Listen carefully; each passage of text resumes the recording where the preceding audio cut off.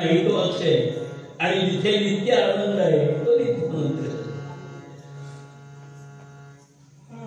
का असावे पीठमध्ये ह्यात आपल्याला कळत असेल. भगवंताच्या दरबारामध्ये ज्यावेळेला संगीताची साथ चालू होते ना त्यावेळेला भगवंतालाही त्याच्यात यावं असं वाटतं. समर्थांचा अभंग त्यांनी घेतला होता. समर्थांचा आणखी एक सुंदर अभंग आहे.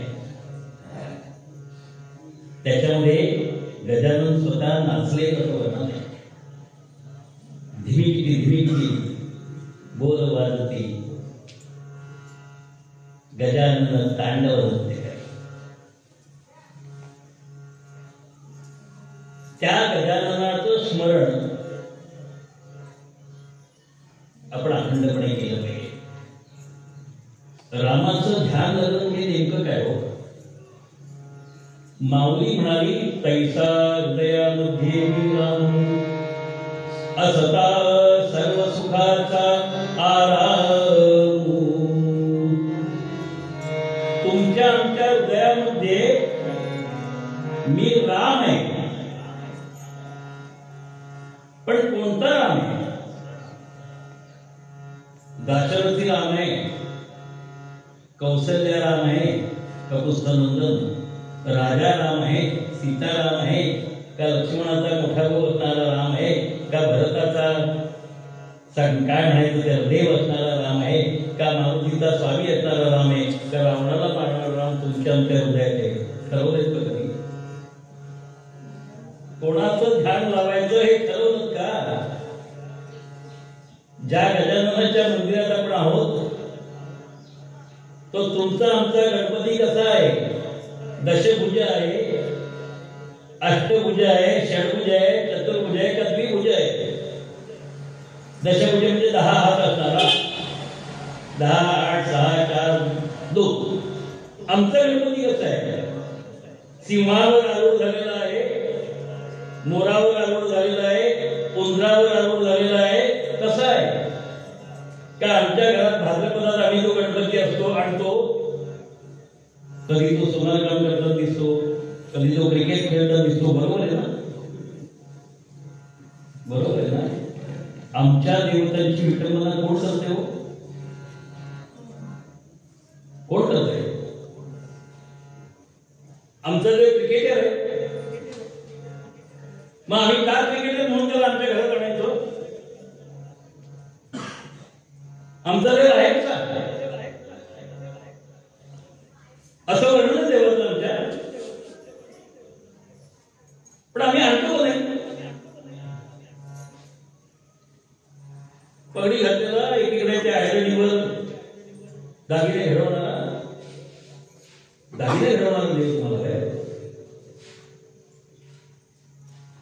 क्रिकेट खेळणारा षटकार मारणारा देव तुम्हाला काय. कसा हवे कसा. आम्ही विचार केला का हो. 1000 रुपये खर्च करून ती देवाची मूर्ती मोठ्या वाजत घरी आणली. पुढे काय तिथे चालतं त्यांनी बोलत नाही. ते ध्यान आहे का आमचं. कसं ध्यान पाहिजे. रक्तं लंबोदरं शूर्पकर्णकं रक्तवासं रक्तगन्धानुयुक्तांगं रक्तपुष्पैः सर्वोदितं.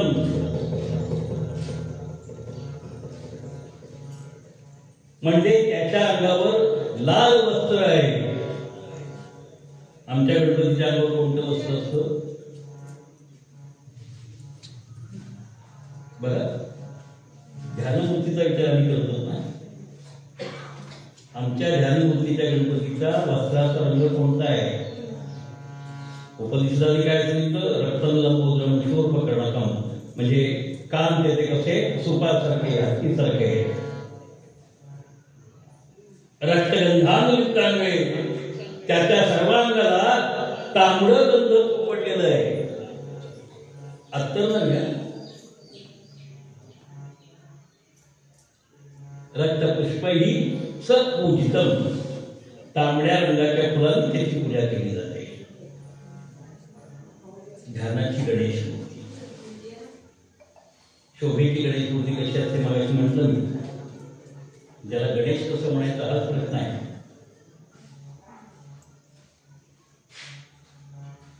लंबोदरम पंचमंच षष्ठम विष्टमेव च सप्तमम विघ्न राजेंद्र धूम्रवर्णम तदाष्टमम अशी त्याची रूप सांगितले.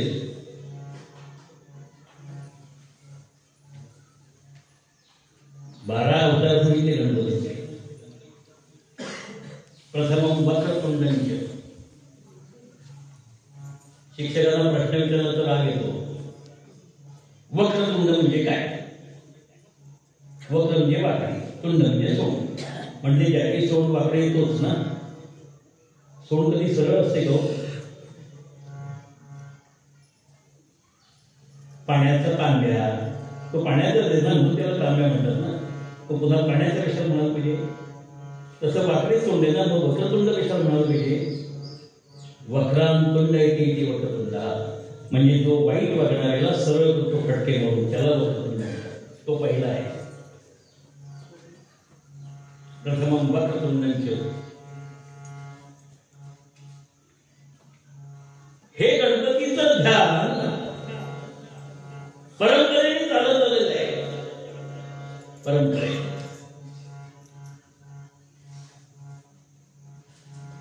कौंडिन्य नावाच्या नगरामध्ये एक धनधान्य विपुल असणारा रूपसंपन्न माणूस राहतोय. आता जातीचं नाव घेतलं की लोकांना राग येतो. कारण आम्हाला ब्राह्मण, क्षत्रिय, वैश्य आणि शूद्र या जाती आहेत असं माहितीये. या जातीत नाही तसं म्हणलं तर आपण अंगावर माझ्या कोण म्हटलं असतं? शास्त्र सांगतं. या जाती नव्हे, या व्यवस्था आहे. व्यवस्थेला कोणीतरी जात म्हटलं आणि मग ती कधीही जात नाही म्हणून आम्ही भांडत बसलो. एकीकडे जातीचं निर्मूलन झालंच पाहिजे म्हणता म्हणता जातीवाचक संघटना निघाल्या नाही सगळीकडे. तुम्हाला नेमकं काय करायचंय? जातीच्या संघटना निर्माण करायची तर जात नाहीशी करायची. एका तरी शहाण्या माणसाला प्रश्न पडला का की जात नाहीशी करायचं असेल तर जातीवाचक संघटना असताच कामा नये? नाही पडलं. अहो, एका परमेश्वराची आपण सगळी लेकरं असलो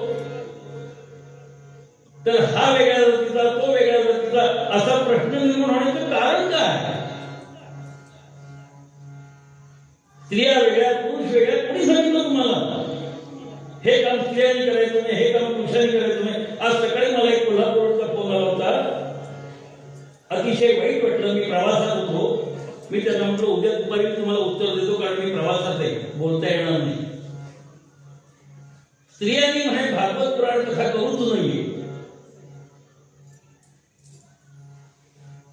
का बरं?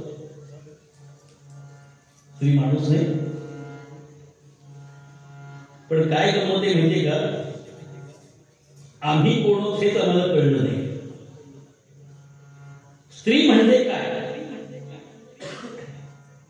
जिच्याजवळ कारुण्य आहे तिला स्त्री म्हणतात. आमच्याकडे कारुण्य राहिलंय का औषधाला तरी? हल्ली स्त्री पुरुष समानतेचं नावाचं एक खेळ निघाला सगळीकडे.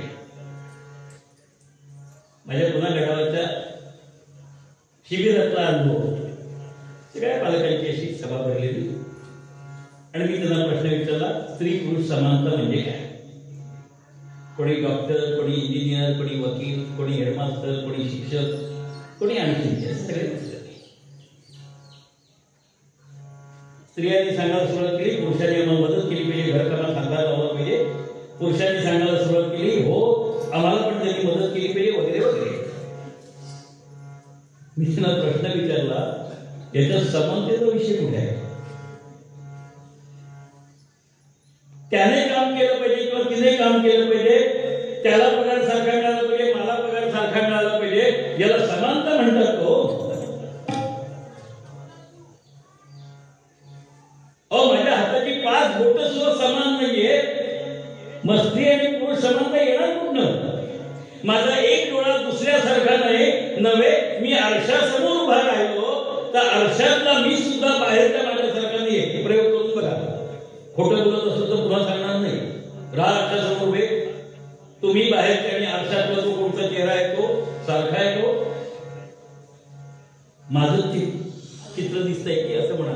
शब्द थोडा वाईट आला होता म्हणून थांबलो होते.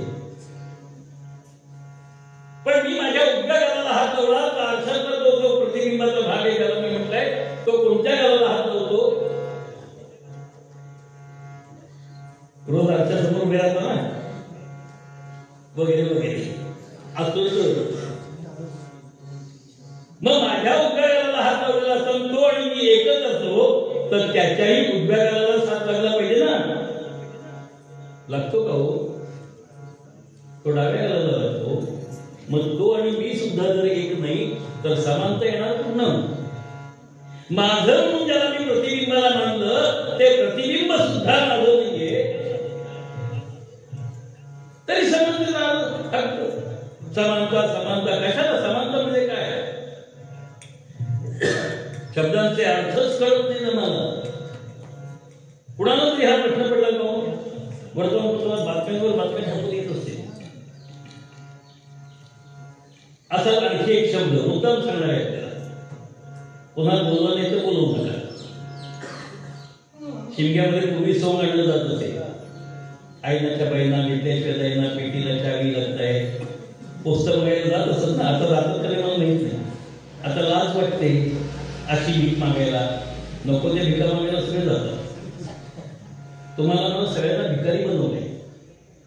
गावाला रस्ता हवाय जा सरकारकडे. शेतकऱ्याला पाऊस हवाय जा सरकारकडे. नाळाला पाणी येत नाही जा सरकारकडे. शाळा हवे जा सरकारकडे. हॉस्पिटल हवे जा सरकारकडे. तुम्ही काय करणार. भिकारीच म्हणजे हे दे हे दे हे दे. अहो ज्याच्याकडे मागितल्यावर मिळत नाही असं हे सरकार कुठलंही असेल त्यांच्याकडे भीक मागायची असते का हो. कोणाकडे मागावी. ऐशादात्या विसरावे ऐशादात्या विसरावे तोंड कोणा पसरावे. अशा दातेकडे जावं त्याच्याकडे तोंड पसरून सांगावं ओम भगवती भिक्षां देई. पण तो दाता कसा असला पाहिजे. आम्ही खिशातनं पैसे करतो पेटीत टाकायचे असतील त्यावेळेला किती आहे त्यातली बारीक नोट कोणती हलकी टाकली. बरोबर आहे ना. चुकत असलं तर सांगा मला. का हात घालताना एकच नोट आम्ही समजू शकतो. त्याच्या समोर नोटांचं पुरकं काढायचं असं उघडायचं आणि मग टाकायची. म्हणजे त्याला दाखवतो का काय अरे माझ्याकडे एवढे पैसे तुझ्याकडे नाहीयेत पण हे तुला दान. तुला दान म्हणतात. दानाचा अर्थ काय हो. पण आम्हीच आमची विटंबना करतो. पण जो हा कौंडिन्य नगरातला माणूस अतिशय दानशूर आहे. धनसंपन्न आहे रूपसंपन्न आहे. त्याला एक मुलगा होता वल्लभ नावाचा. तोही तसा अतिशय चांगला हुशार. कमला नावाची त्याची पत्नी होती.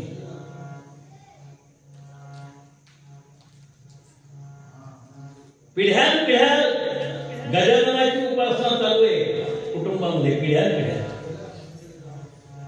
40 पिढ्यांनी सूर्योपासना केल्यानंतर प्रभू रामांचा जन्म दशरथाच्या पोटी झाला.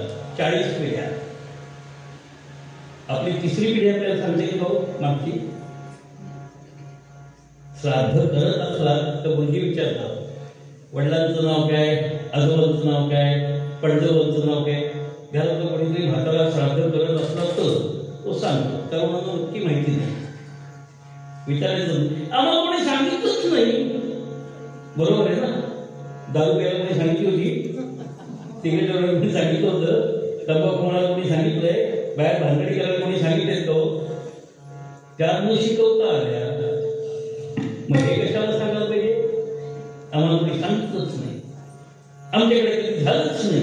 करा झालं नाही तर ते नाही काय. बाकी सगळे उद्योग करायला मी तयार. हे नाही.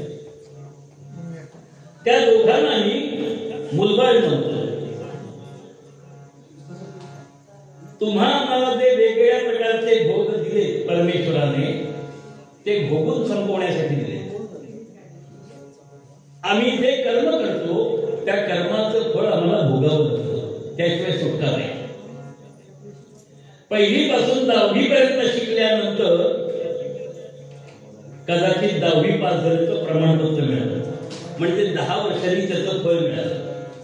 आणखी पुढे 5 वर्ष शिकलं की पदवीधारक पदवी मिळाली, म्हणजे 15 वर्षांनी पदवी मिळाली. वर्षानुवर्ष पिढ्यानपिढ्या जे काही आम्ही केलेलं आहे त्याचं फळ लगेच मिळतं. चांगलं असेल नाही तर वाईट असेल. अभ्यास नीट केला तर पास होऊ, अभ्यास केला नाही तर ना पास. आम्ही कर्म केले ना, मग ते कर्म करताना, सगळे कर्म करताना आम्ही बाकी सगळं करतो का नाही? भगवंताचं नामस्मरण कधी गेलं तो? नाम सदा बोलावे, नाम सदा बोलावे, गावे भावे जनासी सांगावे.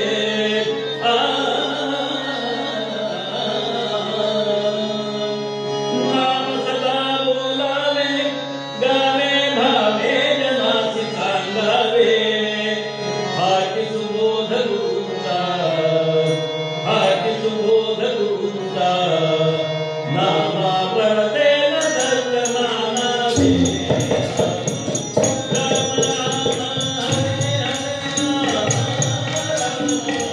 राम राम हरे हरे राम, राम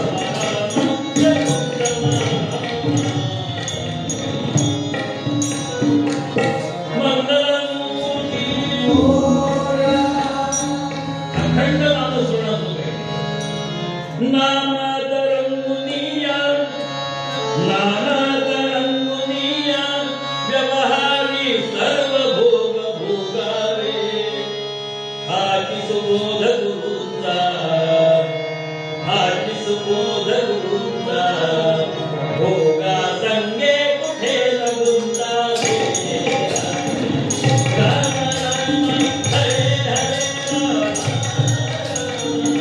राम राम हरे हरे राम, राम राम मंगलमूर्ती यांचा सबंध दिवस असा नामात लागलेला असेल. त्यांच्या इष्ट देवतेचा, आराध्य देवतेचं सतत स्मरण. पैशाला कधीही कमतरता नव्हती. आल्या गेल्या माणसाला काही ना काही दिलं जात असे. बिकट वाट वही वाट नसावी, धोपट मार्गास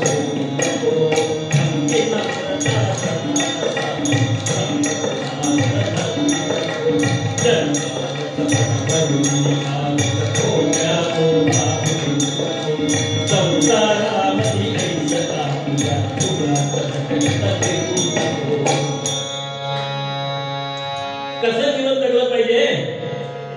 उगाच भटकत फिरू नकोस. आम्ही भरकटते रे जाऊ, काय करावं कळतच नाहीये. सकाळी उठल्यानंतर आमची सुरुवात कशी होते? सकाळी उठोनी चहासी भगावे, सकाळी उठोनी चहासी भगावे. आत बुडवावे बिस्कुटाला, आत बुडवावे बिस्कुटाला. बरोबर आहे ना? चुकत असं तर सांगा. सायन्सचे शिक्षक असले तर त्यांना प्रश्न विचारा. चहामध्ये टॅनिन नावाचं विष असतं. मग हे टॅनिन नावाचं विष आवडीने स्वतः प्यायचं आणि दुसऱ्याला द्यायचं का? प्रेमाने योग्य आहे का? पण तुमच्याकडे कोणी आलं तर पहिला चहा घेणार म्हणूनच विचारतो ना, म्हणजे विष पिणार ना असंच विचारतो ना. योग्य आहे का तुम्ही ठरवा. कॉफीमध्ये कॅफीन नावाचं विष असतं. मग एखादा म्हणतो चहा नाही, मग कॉफी तरी, म्हणजे हे विष प्यायचं नसतं तर ते प्या, पण विष प्या. बरोबर आहे ना? काय प्रेम आहे हो. दिलं काय? विष प्यायला. कधी टॅनिन, कधी कॅफीन, कधी आणखी घे, नाही तर थंड तरी घ्या की, ज्याच्यामध्ये अल्कोहोल असतं. जे 6% जास्त झालं लागला घुमायला माणूस. चांगले बरोबर आहे ना, असंच करायचं ना. आचार प्रथमो धर्म, विचार प्रथमो धर्म, अशी धर्माची व्याख्या केली महाभारतकरांनी. विष्णू सहस्रनामामध्ये त्याचा उल्लेख आहे. काय आमचा आचार आहे? त्यांचा आचार मात्र शुद्ध होता. देहशुद्धी करतो आम्ही, पण काय करतो? अंगावर पाणी उतायचं झालं, जाऊन या तीर्थ काय तुवा के,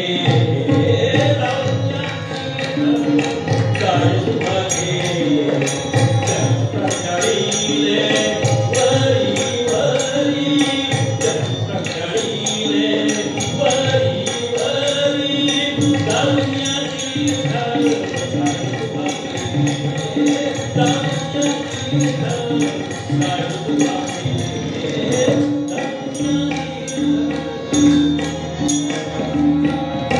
संत तुकाराम महाराज की तीर्थयात्रेला घेतो, अंगावरनं पाणी ओतलं, पण आतले अवगुण गेलेच नाही. नाथ काय म्हणाले माहितीये भजनाला बसवून कसं बसावं? देह शुद्ध करुनी भजनी भगावे, देह शुद्ध करुनी भजनी भगावे, आणि कांदे नाटवाले, आणि कांदे नाटवाले, दोष भूषण, देह शुद्ध करुनी भजनी भगावे, देह शुद्ध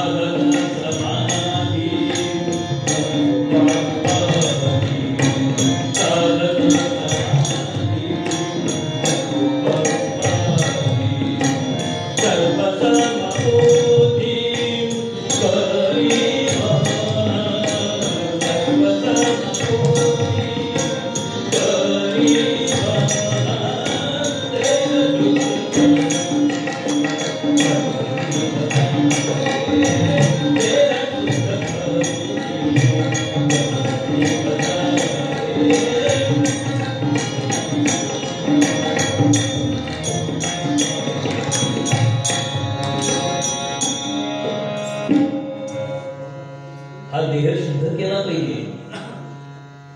आणि देह शुद्ध करायचा असेल तर वेगवेगळ्या प्रकारच्या ज्या वाईट गोष्टी आमच्या देहात आहेत त्या सगळ्या काढून टाकल्या पाहिजे. आम्ही त्या काढून टाकतच नाही. आम्ही काय करतो माहितीये? मंदिरात शिरायचं असेल तर चपला बाहेर ठेवतो, बरोबर आहे ना? हल्ली घरात सुद्धा चप्पल घालून करतो, पायाला धूळ उठते. घर म्हणजे मंदिर राहिलंच नाही. हिंदी सिनेमांनी दिलं एक मंदिर आहे म्हणता म्हणता दिल दिया जल दिया म्हणून सुरुवात केली. एका दिल के तुकडे हजार वेळ म्हणायला सुरुवात केली. त्यामुळे दिल कधी तुटलं कळलंच नाही. घरं केव्हा तुटली? घरांचे ब्लॉक किंवा फ्लॅट झाले, कळलेच नाही. पण ही दोन माणसं वल्लभ आणि कमला कोणीही केव्हाही त्याचं स्वागत, त्याची पूजा आणि त्याला ते हवं ते देत. कारण अतिथी देवो भवो हे जगत परमेश्वराचं स्मरण चालू असायचं आणि कोणी आला की परमेश्वराचे आभार मानायचे. देवा तू किती चांगला आहेस, आज माझ्यातून कोणाची तरी सेवा घडू शकली. हे शरीर किती धन्य झालं की त्याला सेवा करायची संधी मिळाली. आम्ही काय म्हणतो? समजा नवऱ्याने चहा मागितला, मला वेळ नाही, बरोबर आहे ना? नाहीतर वाटलं तर घ्या, ठेवलं इथे, नोकरी नाही तुमची वगैरे वगैरे. तिने पाणी मागितलं तर लक्षच द्यायचं नाही. आली मोठी शाळा, माझ्याकडे पाणी मागते, मी कोण आहे? नवरा आहे तुझा, न वरा इथे नवरा, म्हणजे ज्याचं वरण करू नये, म्हणजे ज्याच्याशी विवाह करू नये त्याला नवरा म्हणतात. आमच्याकडे नवरा म्हणायची पद्धत नव्हती, पती नाथ किंवा परमेश्वर देव म्हणायची पद्धत होती. तो नवरा आला ना, मग त्यामुळे झट मंदी प्यार काय पट द्यावा ना. असं करता करता तुझं माझं जमेना, तुझ्या माझं विघ्न कर्मेना असं म्हणता म्हणता लग्न झालं. चौथ्या दिवशी घटत फुटायला सुरुवात झाली. माझी त्यांनी उल्लेख करताना वकील म्हणून उल्लेख करून दिला. गेल्या 12 वर्षात याच केसेस वाढलेल्या पाहते. मी ज्या वेळेला अलिबागला नोकरीमध्ये होतो, आम्ही सहकारी एका संस्थेत काम करणार. त्यावेळेला पहिल्या 4 वर्षात अलिबाग मधल्या घटस्फोटांची संख्या 75% वाढली. मी त्यावेळेला वकिली करत नव्हतो. 79 सालची गोष्ट झाली आहे. कदाचित काही जणांचा जन्म झाला असेल नसेल. काय चाललंय आमच्या समाजामध्ये? विवाहाचा अर्थच कळला नाही. मॅरेज द कॅरेज आणि शादी म्हणजे बर्बादी. म्हणून आमच्याकडे शादी म्हणत नाही, वेडिंग नाही, मॅरेजही नाही. मग आमच्याकडे काय आहे? लग्न आहे, विवाह सुद्धा नाही. आम्ही लग्नाला विवाह म्हणायला लागलो, पण आम्हाला अर्थच कळले नाही शब्दांचे. जाऊ द्या, या दोघांचं लग्नच होतं. लग्न म्हणजे जोडणं. 2 कुटुंब जोडली जातात तेव्हा त्याला विवाह किंवा लग्न असं म्हणतात. कुटुंब जोडायचे, माणसं नाही. एक मराठी गाणं होतं पूर्वी, धागा धागा खंडवी विठ्ठल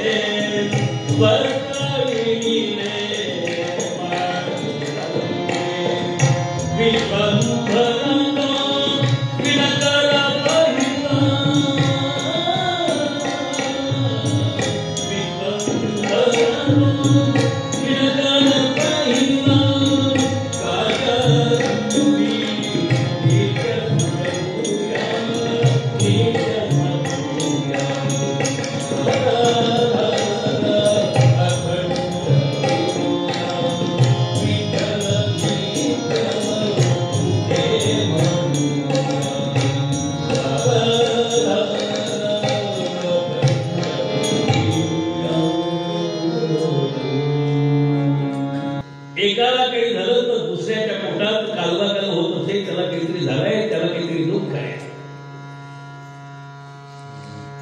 परमेश्वराकडे मागण्याची प्रथाच नव्हती, कारण तो नक्की बघतोय, त्याला ते हवं तर देतोय. मी केलेल्या कर्माचं फळ मला मिळणार आहे. मी जर डोकं आपटलं तर ते डोकं माझं मला वेदना सहन करायचे, बरं होईपर्यंत भोगायचे. बरोबर आहे ना? म्हणजे परमेश्वर काही करणार आहे का? नाही, मी डोकं आपटलंय ना, त्यामुळे माझं डोकं फुटलंय ना, मग ते मला भोगलं पाहिजे. तसं या जन्मामध्ये मला ते भोग मिळाले विविध प्रकारचे. कोणाकडे बंगला आहे, कोणाकडे नाहीये, कोणाकडे गाडी आहे, कोणाकडे नाहीये, कोणाकडे हुशार मुलं आहेत, कोणाकडे नाहीये, कोणी नवरा बायको दोघेही अस्तित्वात आहेत, कुठे कोणतरी कमी आहे. हे सगळं आम्ही केलेल्या कर्माचं फळ म्हणून आम्हाला मिळतंय ना, मग त्याच्याकडे मागायचं कशाला केलं? पण प्रत्येकाला असं वाटत असतं. मला गंमत वाटते अलीकडच्या काळातली, ज्या देशात 1957 साली कुटुंब नियोजनाचा प्रचार केला गेला, त्या देशात आज दूरदर्शनवरच्या जाहिराती आपत्ती होत नसेल आमच्याकडे या अशी जाहिरात करते. बरोबर आहे ना? अरे लोकसंख्या कमी करण्यासाठी तुम्ही प्रयत्न केले, मग आता लोकसंख्या वाढवण्यासाठी जाहिरात कशाला देत आहे? काय अर्थ समजायचा याचा? आम्हाला कळतच नाही. हा राजा आहे मनाचा, सगळ्या प्रकारची सुख आहे, पण पोटी संतान नाही म्हणून व्याकुळ झालेला आहे. मागणं मागितलं परमेश्वराकडे, परमेश्वरा मला पुत्र दे, पुत्र व्हावा ऐसा मुलगा ज्याचा तिन्ही लोकी घेता. कसा आला मुलगा? वरनायको गुणी पुत्र त्याच्या मूर्ख शतांती. एक गुणी मुलगा झाला तरी चालेल, शेकडो मूर्ख मुलांपेक्षा. परमेश्वर त्याला सांगतोय मागू नकोस रे बाबा, तुझ्या या देहामध्ये या भोगामध्ये संतान नाही. पण हट्ट धरला देवाकडे. आम्ही देवाकडे हट्ट धरतो ना, मला हे पाहिजे, मला ते नाही. मग देव म्हणतो घे. आणि मग कशा प्रकारचं म्हणून दिलं? जन्मतःच ज्या मुलाच्या अंगातून दुर्गंधी वाहते असं मूल जन्माला दिलं. मूल कसं हवं होतं? सुपुत्र संसारी मुळाचे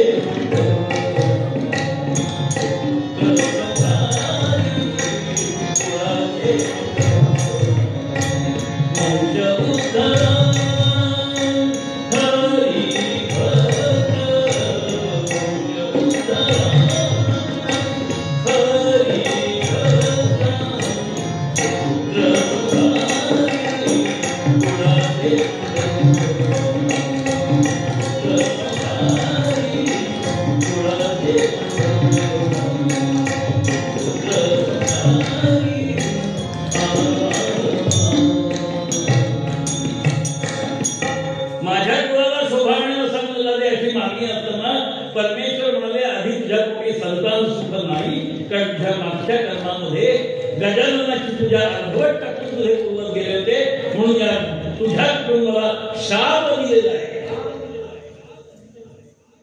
तरी तुला मूल हवं असेल तर मिळेल. ते मिळालं, पण ते असं मिळालं. राजाने त्याच्यातही आनंद मानला त्या माणसाने, वल्लभाने. त्या मुलाचे सगळे उपचार करून झाले, पण दुरुस्ती काही होत नव्हती. सगळ्या डॉक्टरांनी हात टेकले आणि म्हणाले आता भगवंताकडे जा. मी आधी सांगितलं असतं.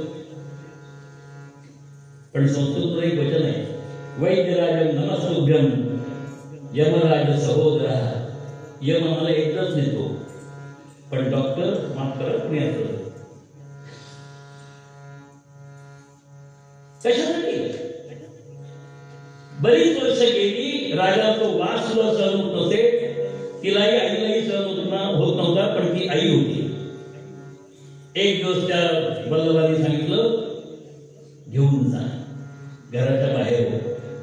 त्या मुलाचं नामकरण विधी केला गेला होता, त्याचं नाव दक्ष असं ठेवलं होतं. आईला आणि मुलाला घराच्या बाहेर काढलं. आई बिचारी ज्या ठिकाणी जायला मिळेल तिथे राहायचं.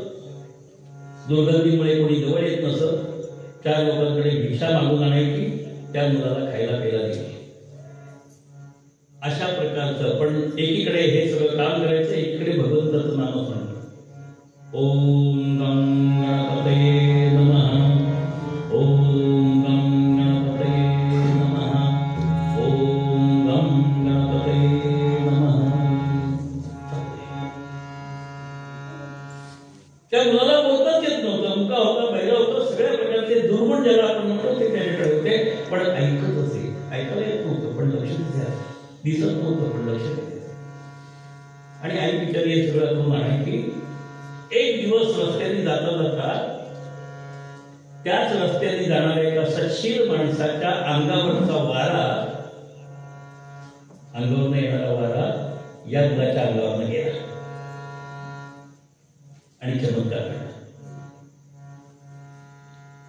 त्या मुलाची सगळी दुर्गंधी नाहीशी झाली.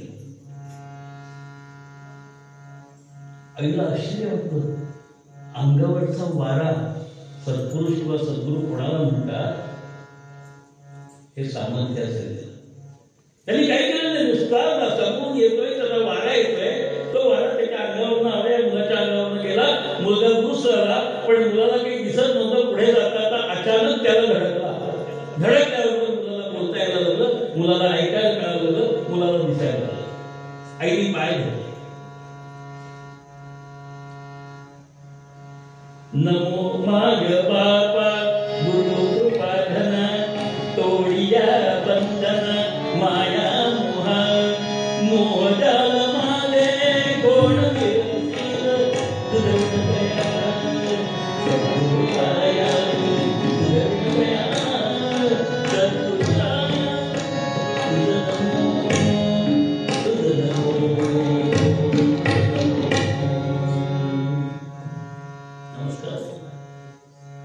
पण ती व्यक्ती तिथं अदृश्य झाली होती.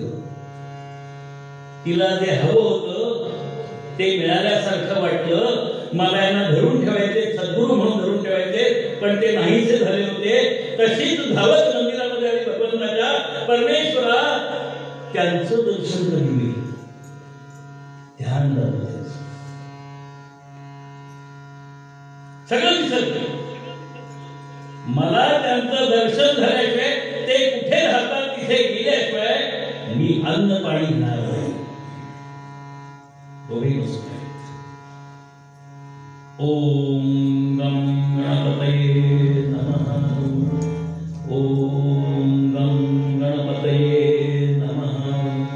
ओम गम गणपतये नमः. कोणीतरी सांगितलं अष्टाक्षरी मंत्राचा जप करा. जप सुरू झाला आणि स्वप्न दृष्टांत झाला. ज्या व्यक्तीच्या अंगावर आलेल्या वाऱ्यामुळे तुझ्या मुलाच्या प्रकृतीमध्ये सुधारणा झाली, त्या व्यक्तीचं नाव आहे मुद्गल. त्या मुद्गलाकडे माहिती नाही कोण कुठे राहतात, काय नाव ऐकलं मुद्गल, त्याला एक गोष्ट नाव मिळालं. ज्याला त्याला भेटेल त्याला विचारलं, मुद्गल ऋषी कुठे राहतात आपल्याला माहितीये का? मुद्गल कुठे राहतात माहितीये का आपल्याला? मला सांगावं, कोणी सांगावं, मला त्यांच्याकडे जायचंय. अखंड स्मरण, अखंड ध्यान, मला त्याच वाटेवर जायचंय. मार्गाधारे वर्तावे, विश्वहे मोहरे लावावे, अलौकिकते मोहावे, दुःखामध्ये ज्ञानेश्वर महाराज या मार्गाला अखंड चालत चालत तिथपर्यंत पोहोचली. आणि एक दिवशी मुद्गल ऋषींकडे गेली, पायावर उठांगण झालं. बस आता मला दुसरं काही नकोय. सद्गुरू आपल्याकडे आपणून येतात, जावं लागत नाही. आपली व्यथा त्यांना कळते. आपलं ध्यान बरोबर असेल तर, आपण स्मरण अखंडपणे करत असलो तर, तिचं अखंड स्मरण ध्यान धारणा, तिच्यामुळे ते आधी तिला रस्त्यात नुसता भेटून गेले. अखंड ध्यान सुरू झालं, नाव कळलं आणि मग दर्शन झालं. दर्शन मात्रे मन कामना होते, नुसतं म्हणून चालत नाही. सगळ्या इच्छा संपूर्ण झाल्या होत्या, शरण गेले आणि मग परमेश्वर भेटीचा सोहळा काय सांगावा. त्या मुद्गलाने अष्टभुजा गणपतीच्या रूपात त्यांना दर्शन दिलं आणि त्यांचा उद्धार केला. त्यावेळेला त्यांना कळलं होतं, नाशिवंत देव मनाचा निश्चय. पण त्यासाठी काय करावं लागेल? भजनाचा जागर, नामाचा उच्चार, हृदय निरंतर अखंडपणे हृदयात तो असावा लागेल, तर हे शक्य आहे. म्हणून मूळ पद्यामध्ये